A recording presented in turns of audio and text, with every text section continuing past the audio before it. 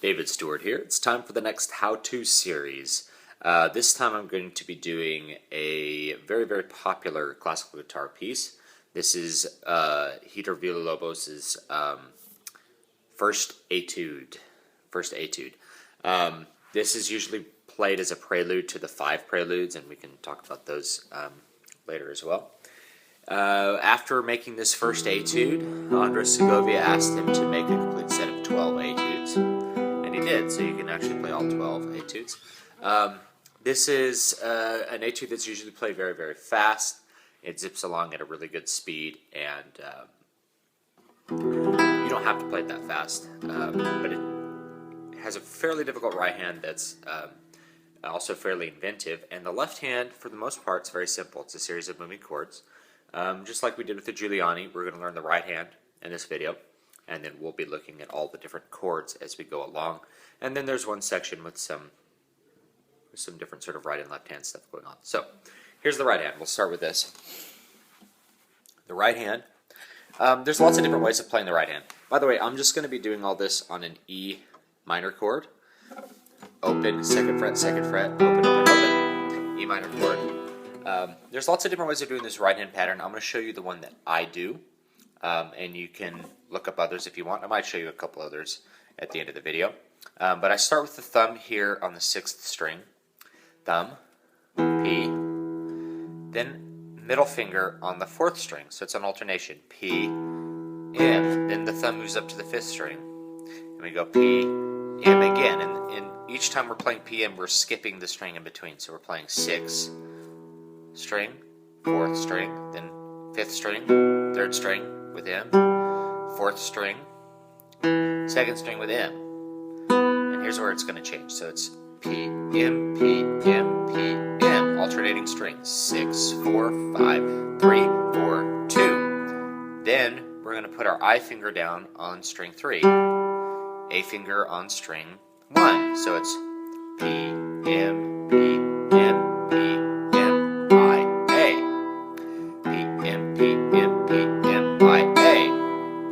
P, M, P, M, P, M, I, A. Very slow. P, M, P, M, P, M, I, A. Okay, so this is the way that I do it. That's the first half, and then we'll do the second half. So after you do this, P, M, P, M, P, M, I, A, second half, middle finger on the 2nd string, M, A. So it's 2nd, 1st, then I finger on the 3rd string, I, M. So now we're doing adjacent strings as we go down. 2nd, 1st, 3rd, 2nd. Then we're going to do the rest, PI. 4th string, 3rd, PI. 5th string, 4th, PI. Then you start over again. This starts on the 6th string. You start over again. So 1 and 2 and 3 and 4 and 5 and 6 and 7 and 8 and. Okay, and that's actually, we do it in 16th notes, so you can do 1 E and a 2 E and a 3 E and a 4 E and a. That's one measure. If you're getting the published version of this Etude, you'll see around each measure is a set of repeats. Those repeats were not there in the original version. They're an editorial thing, and I don't know if Villa-Lobos ever actually intended them. If you look at his original manuscript, which is available on the internet, you can just Google Villa-Lobos Etude 1 original manuscript. There's no repeat signs. So it's up to you whether you want to repeat each chord or not. But if you're going to be playing it at a really fast speed, it's probably a good idea to repeat, just so you have some time on each chord and so that the piece is a little bit longer than, say, 45 seconds. So, going over it again, nice and slow. P, M, and incidentally, I should talk about preparation here again. This piece, it's really important to do preparation. As you play P, this finger should already be prepared on the 4th string. As you play that, P should land on the 5th string. You should not be swinging through, you should be resting on each string. See, I'm resting. M, A, I, M, P, I, P, I, P, M, P, M, P, M, I, A, M, A, I, M, P, I, P, I. If we want to call out the strings, 6, 4, 5, 3, 4, 2, 3, 1, 2, 1, 3, 2, 4, 3, 5, 4.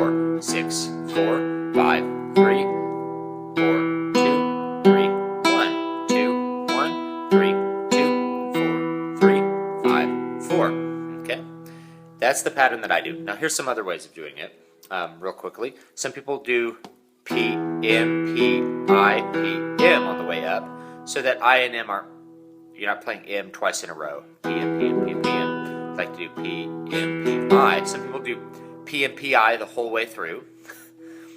Some people do I, M the whole way through, and that's actually a really good way to practice your string crossings. Practicing piccato and you want to do some string skipping or string crossing, that's a great way to practice that.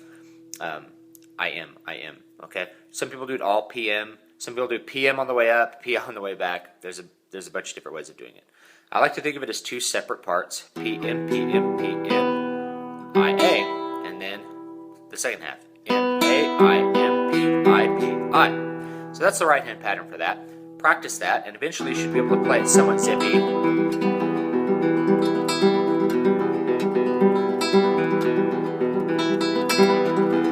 Okay, so have fun with that. There's some mistakes right there.